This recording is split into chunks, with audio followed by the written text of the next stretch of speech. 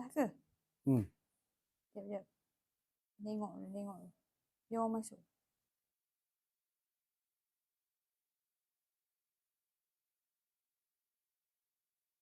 Okay. Assalamualaikum warahmatullahi wabarakatuh. Salam hari Rabu semua. Apa khabar semua? Jangan lupa like, share live ni dan media sosial Dr. Norman. Kalau dengar suara saya, komen 1. Kalau kurang jelas, komen 2. Tajuk hari ni, bukan tajuk lah. Kita bersiaran langsung dengan podcast dengan tajuk yang baru. Cercita. Apa cer dengan kesihatan anda? Cercita. Lebih santai, lebih berinformatif dan lebih segala-galanya. Okay? Komen 1 kalau dengar suara saya. Alhamdulillah ada yang komen 1. Suara sangat jelas Dekat platform TikTok macam mana? Jelas? Tak jelas?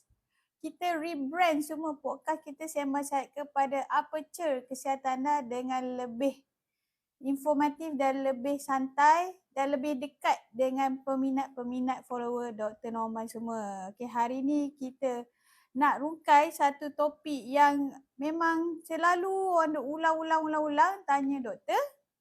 Ini dia. Kolesterol jahat. Betul ke? Ramai sebenarnya yang takut nak makan daging, takut nak makan lemak sebab stigma yang dah berkurun-kurun kita dengar daripada orang ni. Bila ada orang tanya doktor kan, doktor tu cakap, orang ni cakap, betul ke jantung tersumbat?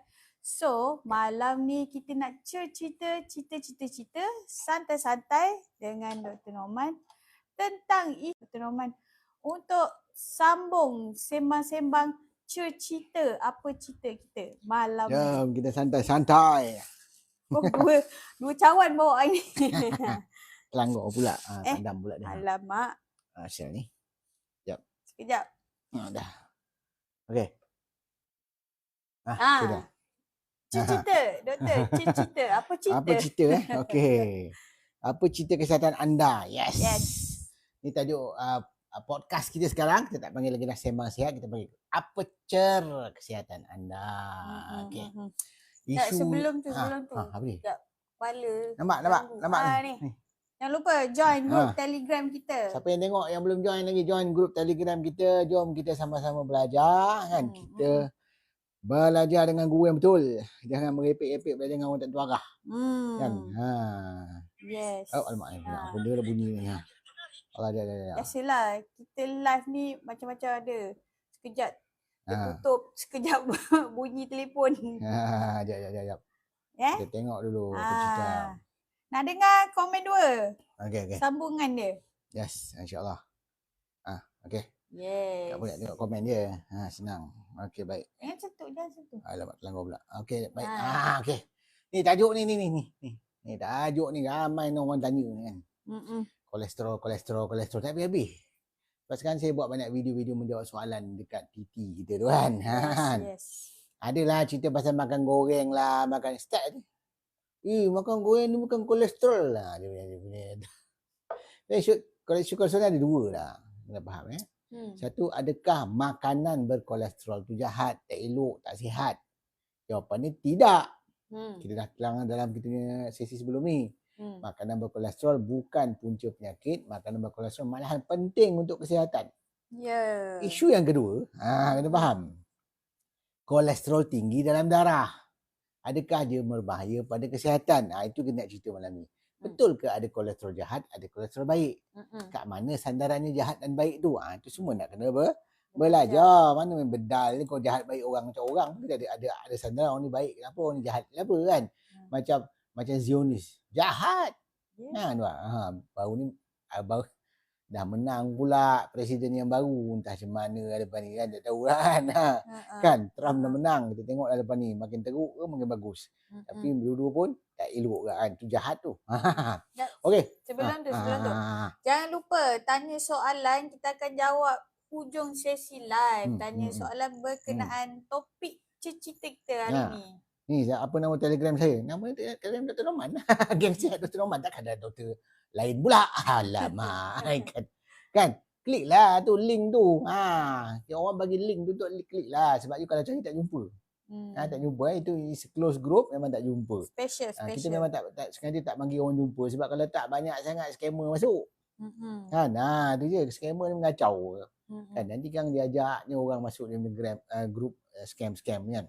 Okey, sebelum kita lanjutkan cerita kita pasal kolesterol ni, kita nak jemput ni datang. Kita punya program mega seminar hujung bulan ni 30 bulan November ni, kita nak cerita pasal air ni. Jarang saya cakap pasal topik ni. Selalu cerita pasal kurus, pasal diabetes, pasal macam-macam lah, kita 3 serangkaian dan sebagainya. Kita tak pernah lagi cerita pasal air. Ni saya pasal isu silika lah, air hidrogen lah kan. Ada orang ada air bubbles lah, air bubbles lah, air mineral, air alkali, apa benda semua ni, apa beza ni. Sebab tu kena belajar. Kita buka banyak peluang platform untuk orang belajar. Yes. Kan? So belajarlah. Janganlah memahami sesuatu dalam konteks ilmu yang terhad. Kan? Itu yang jadi masalah. Kadang-kadang kita ni ada sikap sedikit sombong, rasa dah tahu semua. Kan? Tahu sepalit, tiba-tiba dia nak berhujah macam dia tahu.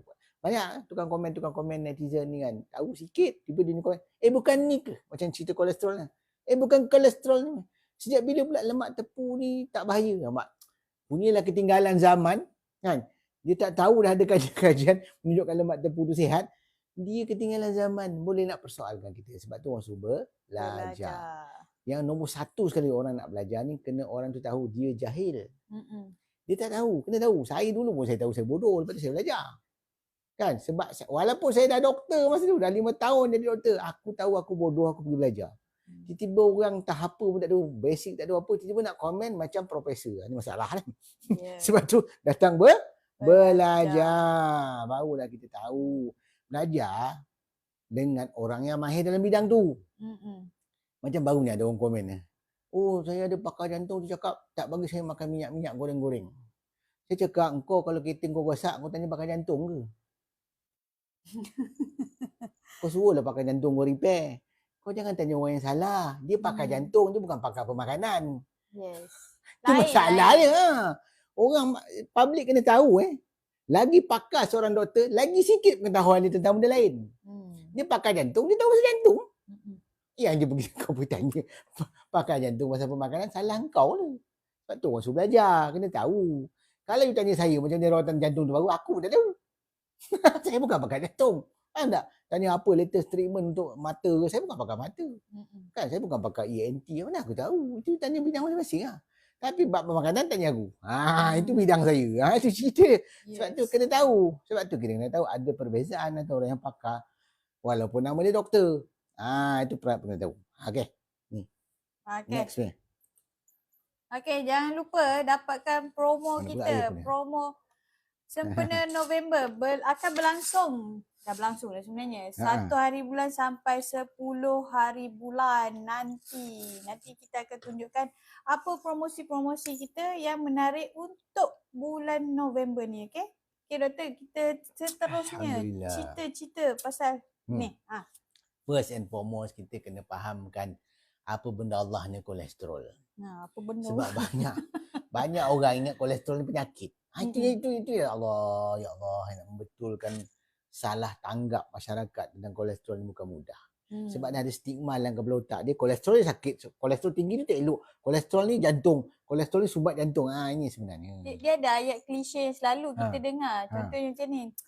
Doktor, saya ni tak ada apa-apa masalah penyakit. Tapi cuma saya ada sakit kolesterol tinggi. Kalau saya ada kolesterol. Saya cakap kau pernah jumpa manusia tak ada kolesterol? Macam itulah. Doktor, saya tak ada penyakit, saya ada kulit. Semua orang ada kulit, macam itulah. Tak? Semua orang ada kolesterol sebab kolesterol adalah sebahagian daripada struktur tubuh kita. Ialah satu bahan yang penting untuk kesihatan. Ialah bahan asas kepada penghasilan banyak benda-benda seperti hormon. Seperti saraf kita. Seperti hempedu untuk penghadaman. Vitamin seperti vitamin D. Banyak fungsi-fungsi baik. Kolesterol. Yang kau antikan kolesterol pasal apa? Kau antikan kesihatan ke apa? Patutlah penyakit. Ibaratkan nak buang kulit. Mana boleh kita anti dengan kolesterol? Dia sebahagian daripada struktur tubuh kita. Setiap sel tubuh kita, dinding sel tu dibuat daripada kolesterol. Nampak tak? Itu yang nak kena faham. So apa sebenarnya dalam isu kolesterol yang kita tengok? Itu yang nak define, itu yang kita nak belajar malam ni. Betul ke ada kolesterol jahat? Kan? So kita tengok kat bawah ni dia cakap, Mak. Mari kita tengok. Kita punya kolesterol dalam makanan bukan punca penyakit. So nak makan makanan berkolesterol, tak ada masalah, makan lah. Nak makan telur 10 biji sehari, makan benda lah, apa masalah. Dia kenyang je lah masalah dia. Tadi kita baru makan apa? Sup kambing. Makan kambing, makan lembu, makan ayam, makan ikan, makan udang, makan sotong. Semua yang makanan-makanan berkolesterol yang sihat untuk tubuh kita. Yang kau takut pasal apa? Tak ada siapa makan kolesterol tiba-tiba mati sebab jantung. Tak ada. Sebab tu kena belajar. Jadi saya ulang-ulang. Belajar. Jangan tanya dalam keadaan jahil. Bunyi dia kelakar. Soalan kau pergi masuk kelas matematik. Masuk kat kelas matematik dekat universiti, tiba-tiba, Profesor, saya nak tanya satu soalan. Betul ke 2 campur 2 tu 5? Kau ingat Profesor matematik tu tak hangin ke? Mana asas tak faham. Asas kau level tadika. Nak tanya profesor kat universiti, itu masalah dia. Sebab tu betulkan tu pemahaman. Kita bukan nak marah, tapi kita nak suruh orang belajar. Dah faham asas, tanya untuk memahami lagi. Bukan tanya untuk justify kejahilan. Banyak orang dia tahu takat tu, dia nak justify yang dia jahil. Bukan ke? Dia soalan, bukan ke? Nampak macam bukan sopan ke kolesterol dia? Habis tu kenapa kita makan ubat ni kolesterol? Sebab tu orang suruh belajar. Balik tanya. Aku nak explain lah ni. Tapi dia keep on tanya. Kau nak suruh cakap apa? Kan? Belajar. What is the bad kind of cholesterol? Apa benda sebenarnya? Apa kolesterol jahat dan apa sebenarnya kesan tu? Apa yang kita nak tengok? Apa yang kita nak monitor dalam badan kalau nampak nombor yang tak betul tu? Bukan dia tengok nombor, nak naikkan nombor, kurangkan nombor. Ini apa? Kau kelas matematik ke apa? Kan? Turun naik nombor, turun. Saya buat dengan nombor. Saya kolesterol 5.3. Bagus tak? Saya kolesterol 68. Bagus tak? Ni apa bagus tak ni? Yang cakap. Kan? golongan bagus tak? Aku pening betul lah nak jawab. Kan? Nanti pening. Sebab tu orang suruh belajar. Sebab tu datang seminar. Belajarlah. Kita ada buat webinar tiap-tiap minggu. Kita ada buat seminar, mega seminar setiap bulan. Kita buat live lagi. Betul. Belajar. Lepas tu saya lah doktor yang paling banyak video di YT. Pergi kat YT tu tengok. Ada 2,000 lebih video. Berlambak-lambak. Macam-macam boleh belajar. Apa saja topik, klik Dr. Norman. Apa tak tanya orang ni pasal gout ke, pasal kolesterol ke, tu cek lah.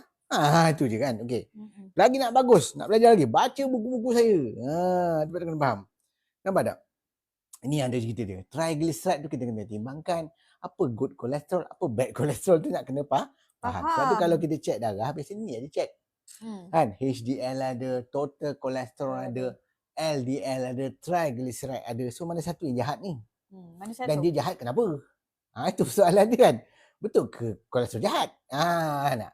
Tapi selalu yang orang menjadi, bila dia cek darah, dia tengok ni. Itu je lah. Total kolesterol dia 6.0. Bahaya tak? Allah, menyampah persoalan tu. Sebab bukan nombor yang menentu bahaya atau tak. Lebih-lebih total kolesterol tidak memberi apa indikasi yang tepat. Sebab perbahasan kolesterol ni panjang. Kalau saya tunjuk sikit ni kan, banyak kan. Kita tak boleh cerita panjang. Kalau nak betul-betul pelajar, memang sangat panjang perbahasan dia tu. Bukan cerita nombor tinggi rendah, kau tak bagus, kau bagus. Bukan macam tu. Lagi satu sebab ada ni, bila pergi pemeriksaan kesihatan apa yang free-free kat luar tu kan dia ada buat ni. Itulah masalah dia. Sebenarnya inilah manusia nak jual produk. Lepas tu saya yang kena tuduh. Faham tak? Orang yang jual produk, dia cek kau kolesterol, dia bagi ubat turun kolesterol. Itu kerja dia. Adakah menjadikan anda lebih sihat? Tidak. Itu masalah dia. Sebab tu nak faham.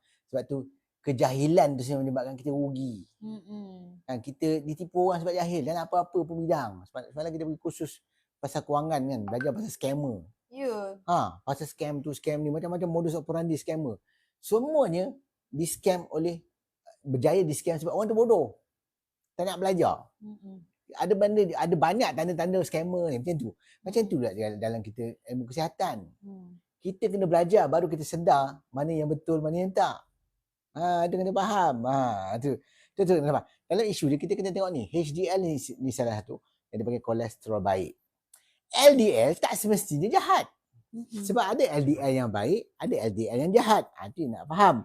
Tapi triglyceride tu ialah sah. kolesterol yang jahat. Walaupun sebenarnya triglyceride bukan kolesterol tepat, yang dia sebenarnya adalah lemak. Dia lebih kepada lemak. Sebab tu kita tak panggil dia kolesterol. Tapi dalam lipid profile, dalam ujian darah untuk cek semua kolesterol tu, triglyceride dia ada kat situ. Sebab dia ada kepentingan dia. Nampak tak? Kalau tengok bacaan dia kata, excess calories store as triglyceride in fat cell. Eating too much refined sugar and carbohydrate. Maksudnya triglyceride tu tinggi sebab terlampau banyak makan gula dan karbohidrat proses. So siapa yang tinggi itulah masalah dia. Dan orang yang banyak makan gula dan karbohidrat proses, dia juga mengalami masalah keradangan yang tinggi dalam tubuh. So sebab tu triglyceride tu adalah indikator yang lebih tepat untuk kita tengok tentang risiko sakit jantung, kerana dia ialah indirect indicator kepada keradangan. Cerita dia, nampak tak?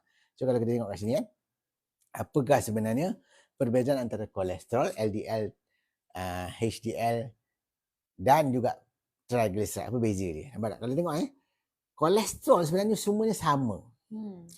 LDL, HDL tu adalah kereta dia. Banyak orang tak faham kan? Sebenarnya kolesterol dalam kereta tu sama macam orang bawa kereta. Dalam kereta tu orang. Tapi kereta ada lain-lain. Ada kereta lori, kenderaan lah maksudnya. Ada lori, ada motor, ada bas, ada van, ada SUV, ada kereta. Macam-macam. Jadi kereta tu adalah tukang bawa dia. Dalam ni tetap orang. Dalam lori pun ada orang. Dalam van pun ada orang. Dalam motor pun yang naik tu orang. Tak nampak lagi monyet naik motor, tak ada kan? Itu mesti cerita dia. Jadi macam tu lah sebenarnya kolesterol. Kolesterol yang di dalam kereta dia tu sama. Tapi kereta tu yang berbeza-beza. Contohnya kereta ni. Ni. Kereta HDL. Dalamnya ada kolesterol. Kalau dia tinggi sebenarnya, dia menunjukkan badan kita sedang dalam proses untuk mengurangkan keradangan. Kalau LDL tinggi, kalau type A, itu tak ada masalah. Kalau type B, itu masalah. Sebab tu nak nilai kan kita tengokkan apa kaitan dia. Dan triglyceride dia bukan kolesterol sebenarnya. Dia ialah lemak. Dia nak kena faham. Okay. Total kolesterol ialah campuran ini dengan ini dan 20% of triglyceride. Itu yang sebenar hakikat dia. Kalau nak kira apa jumlah dia. So, ni tak penting pun. Sebab kita nak nisbah antara ni dengan ini. Nisbah antara triglyceride dan HDL itu kena balance. Kena triglyceride tu kurang dari 1, HDL kena lebih dari 2. So nisbah yang ideal seolah 1 bagi dengan 2, iaitu 0.5. Apa saja bacaan di bawah 1 sebenarnya dikira sebagai bagus. Itu cara nak menilai. Maksudnya dia refleks kepada kita punya tahap keradangan dalam tubuh. Itu yang nak dipelajari.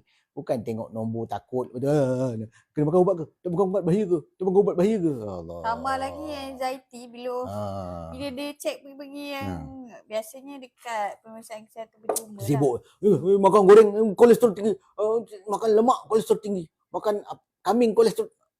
Allah. Tengok ayam goreng dah pening, tengok kambing dah pening. Aduh, dia punya takut orang suruh belajar, tak nak belajar lah. Kali dia ulang. Belajar baru you faham apa yang you takut. Kan? Nampak tak? Triglyceride basically sebenarnya adalah 3 jenis lemak yang diikatkan bersama, yang mana ada glycerol backbone. Tu cerita dia. Dia ada glycerol kat situ. Dia ada 3 lemak yang diikatkan. Nampak tak? Sebenarnya dia ialah storage. Jenis storage tenaga yang disimpan. Itu cerita dia. Lepas tu kalau you banyak sangat makan karbohidrat, terutama gula kan, terutama fruktosa secara khususnya, kan, gula-gula fruktosa dan juga karbohidrat proses yang tinggi glycemic index ni, dia akan disimpan sebagai storage dalam bentuk triglyceride. Sebab tu yang kena faham.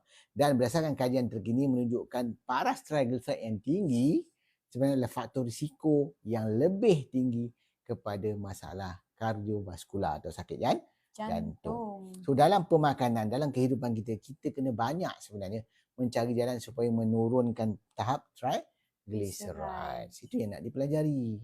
Bukan sibuk tengok nombor kolesterol, takut. Lepas tu makan ubat. Lepas tu tak ada apa-apa, lepas tu pening. Lepas tu dapat side effect. Lepas tu sakit badan, sakit kepala. Lepas tu memory loss. Lepas tu tanya soalan ulang-ulang. tu yang kena faham, nampak tak? Nampak tak? Dekat sini, healthier lifestyle choices are key to lower the risk of heart disease. Mana kita memilih gaya hidup sihat sebab kita nak mengurangkan risiko sakit jantung. Bukan nak mengurangkan nombor kolesterol. Sibuk dengan kolesterol baik, kolesterol jahat tak habis-habis. Okay, next punya. Okay. Apa cerita? Ni. Okay, ini promo yang tadi kita sebutkan. Pesanan dari penaja. Sila. Pesanan penaja daripada DRM Marketing.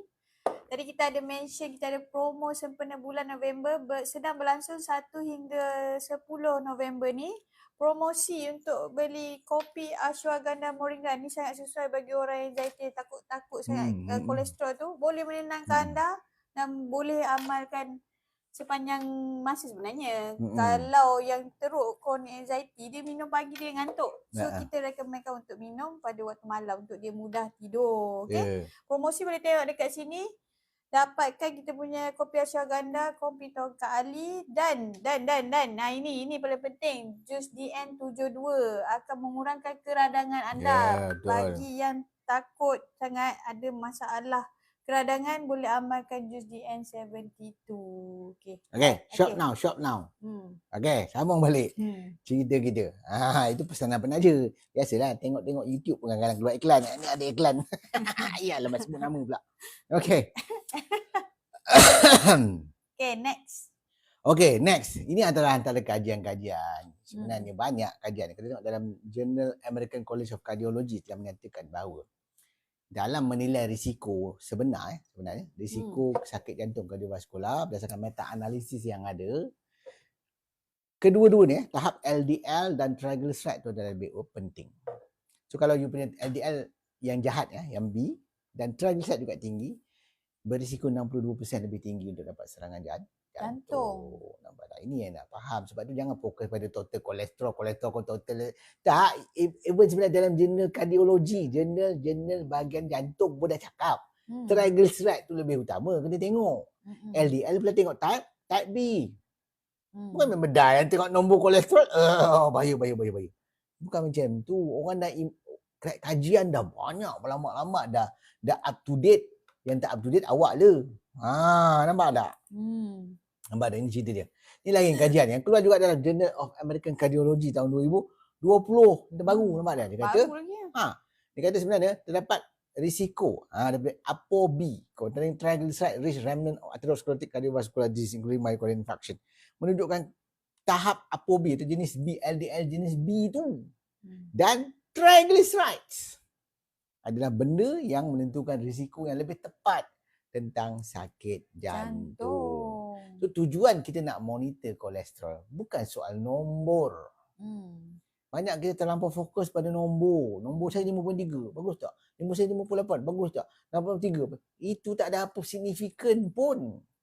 Faham tak? Dia tak ada apa-apa kepentingan dalam menilai risiko sakit jantung. Jadi kalau dia tengok tahap triglyceride bawah 1, bagus.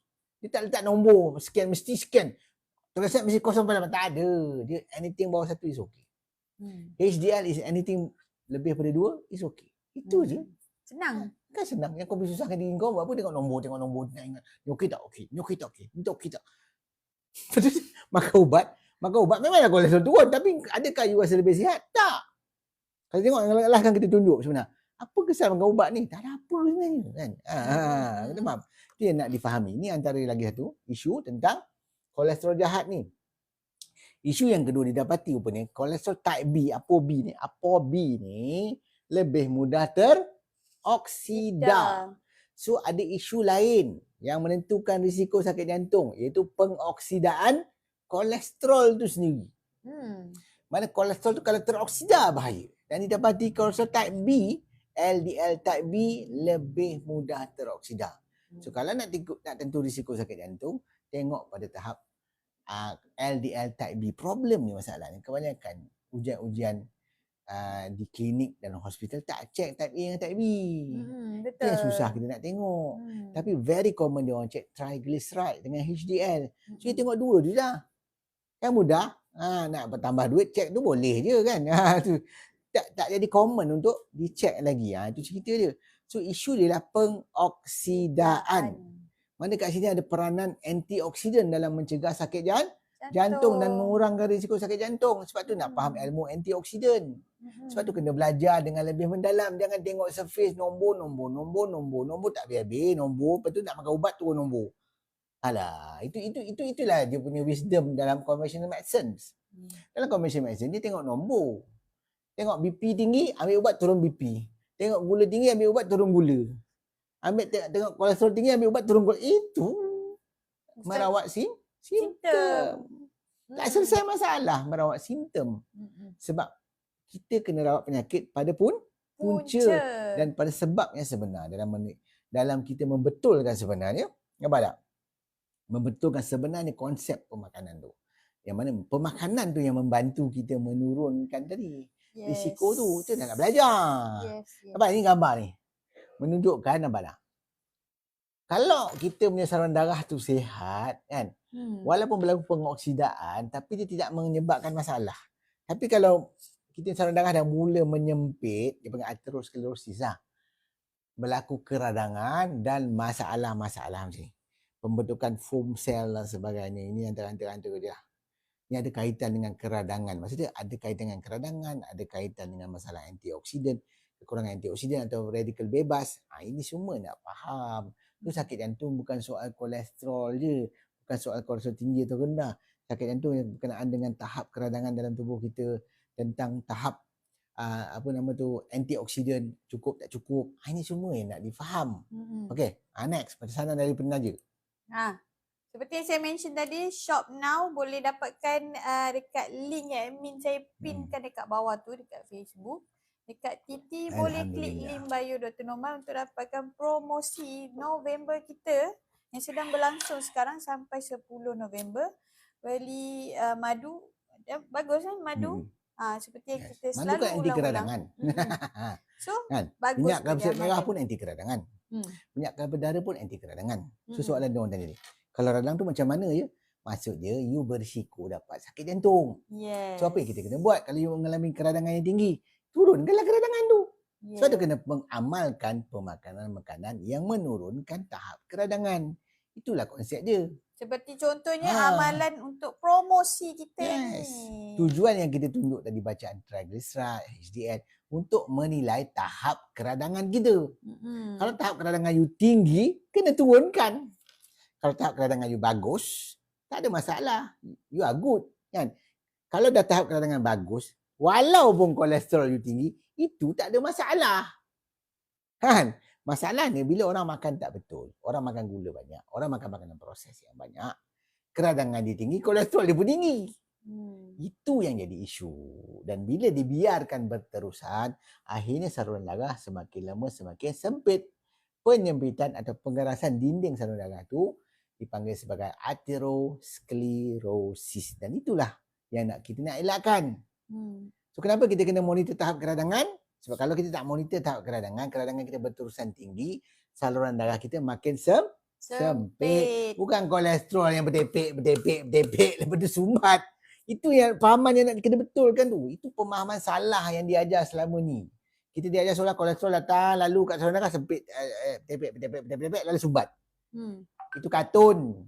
Janganlah percaya pada ilmu kartun dan fakta. Nampak tak? Kita kena buat sesuatu dengan fakta. Itu cerita dia. Nampak tak? So dah cerita samalah. Triglyceride yang kita nak kalau lebih dari 1 lebih daripada 2.0. Sorry. Itu HDL. HDL lebih dari 2.0 tu bagus. Triglyceride yang bagus ialah kurang dari 1. Usahakan untuk turun. Jangan takut. Ni tengok triglyceride 1.6. Baik. Yelah kalau kau biarkan bahayalah. Macam cakap, saya ni kalau naik motor tak pakai helmet. Bahaya tak? Tak adalah kau pakai, tak naik di motor, tak pakai helmet, kepala tiba-tiba meletup. Tak adalah macam tu bang oi. Kau kena jatuh, aksiden terantuk, kepala baru pecah. Tapi ada tak risiko tu? Ada. Ada risiko macam tu lah maksud dia. Kalau you berterusan hari-hari bawa motor tak pakai helmet, satu hari kau jatuh, kepala kau pecah. Bukan kita cakap naik dia helmet, naik dia motor, tak pakai helmet, tiba-tiba meletup kepala. Mana ada. Macam itulah kita cakap triglyceride you sekarang 1.6. Bahaya tak? Bahaya kalau kau biarkan je. Buatlah sesuatu untuk menurunkan dia. Itulah maksud dia. Itulah, itu konsep dia, bukan tengok nombor takut nombor tu. Itu bagus tak? Bagus tak? Bagus tak? Kena keluar daripada dunia yang tanya bagus tak, bukankah? Ini semualah kena beza. Kita kena belajar.